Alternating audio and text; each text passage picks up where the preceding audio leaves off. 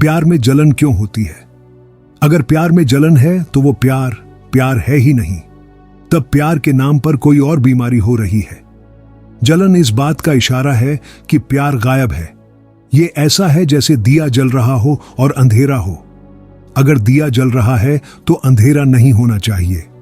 दिया जलने का सबूत है अंधेरे का गायब होना। जलन का गायब होना प्यार का सबूत है। जलन अंधेरे की तरह है, प्यार उजाले की तरह है। इसे एक मापदंड समझो। जब तक जलन है समझ लो कि प्यार प्यार नहीं है। तब तक प्यार के नाम पर कोई और खेल चल रहा है।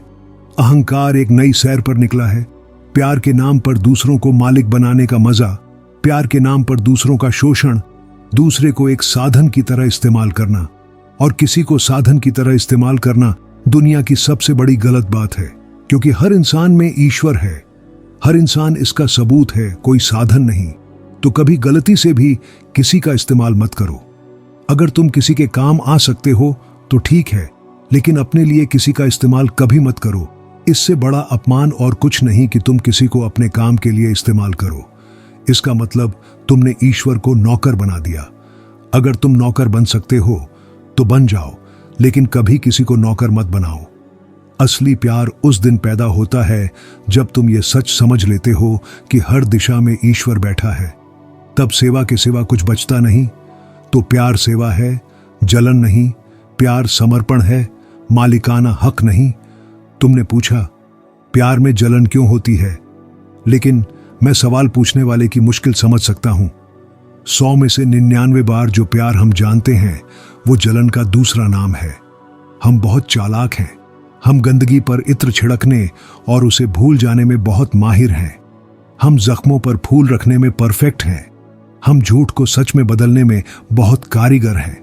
तो होता है जलन, हम उसे प्यार कहते हैं। इस तरह प्यार के नाम पर जलन चलती रहती है। जो होता है वो नफरत है, हम उसे प्यार कहते हैं। जो होता है वो कुछ और है। एक औरत ने दूसरा सवाल पूछा है। उसने कहा कि मैं सूफी ध्यान नहीं कर सकती और न अपने पति को सूफी ध्यान करने देती हूं, क्योंकि सूफी ध्यान में आंखों में आंखें डालकर देखना पड़ता है। वहां औरतें भी होती हैं, और अगर पति किसी दूसरी औरत की आंखों में देखे और वहां से कुछ हो गया तो मेरा क्या होगा? और वैसे भी मेरी अपने पति से ज्यादा बनती नहीं है।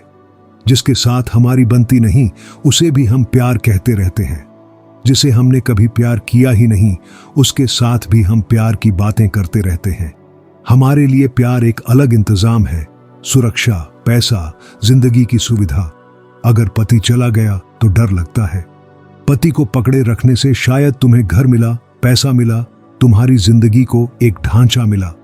अगर तुम इस ढांचे से खुश हो तो तुम्हारी मर्जी, लेकिन इस ढांचे की वजह से तुम ईश्वर को चूक रहे हो, क्योंकि प्यार के रास्ते ही ईश्वर मिलता है। ईश्वर से मिलने का प्यार के अलावा कोई और रास्ता नहीं है। जो प्यार को चूक गया वो ईश्वर को भी चूक गया। डर और प्यार एक साथ कैसे चल सकते हैं? इतना डर कि कहीं पति किसी दूसरी औरत की आंखों में न देख ले, तब तो प्यार हुआ ही नहीं। तब न पति ने तुम्हारी आंखों में देखा, न तुमने उसकी आंखों में देखा। न तुमने पति में ईश्वर देखा, न पति ने तुम में ईश्वर देखा। फिर इस रिश्ते को क्या तुम प्यार का रिश्ता कहोगे? अगर प्यार होता है तो डर गायब हो जाता है। फिर अगर पति दुनिया की सारी औरतों की आंखों में देख ले तो भी कोई फर्क नहीं पड़ेगा। हर औरत की आंखों में उसे तुम दिखोगी। हर औरत की आंखों में उसे तुम्हारी आंखें मिलेंगी, क्योंकि हर औरत तुम्हारा ही प्रतिबिंब होगी। हर औरत को देखना तुम्हारी याद होगा। लेकिन प्यार होता नहीं, हम किसी तरह खुद को संभाले हुए हैं। मैंने सुना है एक 27 मंजिल की इमारत में मुल्ला नसरुद्दीन लिफ्ट में ऊपर जा रहा है। लिफ्ट में भीड़ थी, और जब दूसरी मंजिल पर मुल्ला नसरुद्दीन और उनकी पत्नी लिफ्ट में चढ़े तो और ज्यादा भीड़ हो गई। और चौथी मंजिल पर एक बहुत सुंदर औरत आई और अब बिल्कुल जगह नहीं बची। वो औरत किसी तरह मुल्ला और उनकी पत्नी के बीच सिकुड़कर खड़ी हो गई। लिफ्ट ऊपर जाने लगी, लेकिन मुल्ला की पत्नी बहुत बेचैन होने लगी। जब तक वे 27वीं मंजिल पर पहुंचे, मुल्ला उस औरत के इतने करीब खड़ा है और वो औरत भी इतने करीब खड़ी है, और कुछ कहने की भी जगह नहीं, क्योंकि बिल्कुल जगह नहीं है। उनकी बेचैनी और बढ़ने लगी, क्योंकि मुल्ला बहुत आनंद में है। मुल्ला का आनंद मुल्ला जैसे स्वर्ग में है, और मुल्ला बार बार उस औरत को ललचाई नजरों से देख रहा है और तारीफ कर रहा है। फिर अचानक वो औरत चीखती है और मुल्ला के चेहरे पर जोरदार थप्पड़ मारती है। वो चिल्लाती है, बदतमीज बूढ़े, तुमने हिम्मत कैसे की? तुमने मुझे चिकोटी काटी। लिफ्ट में सन्नाटा छा गया। अगली मंजिल पर मुल्ला अपनी पत्नी के साथ गाल सहलाते हुए बाहर निकला। लिफ्ट से बाहर आते ही उनकी बोलने की ताकत लौटी। उसने कहा, मैं समझ नहीं पाया कि हुआ क्या।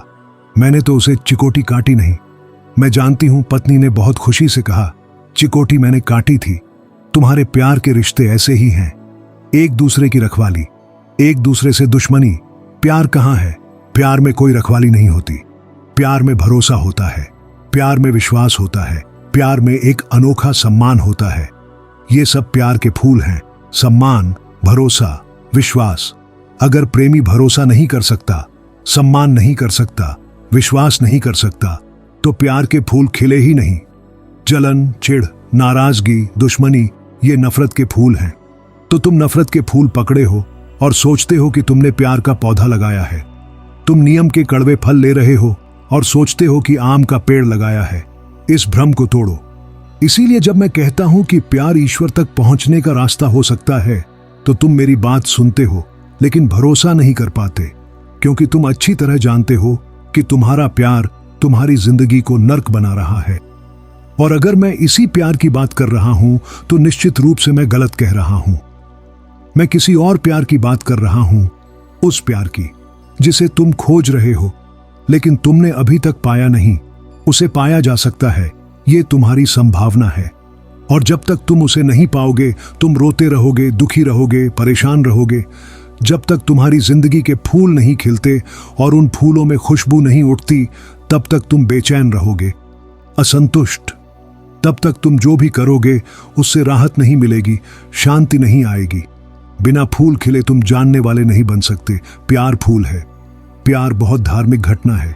प्यार जलन का उल्टा छोर है। प्यार प्रार्थना के करीब है। जब प्यार होता है तो अगला कदम प्रार्थना है, और जब प्रार्थना होती है तो अगला कदम ईश्वर है। प्यार, प्रार्थना, ईश्वर, ये एक ही मंदिर की 3 सीढ़ियां हैं।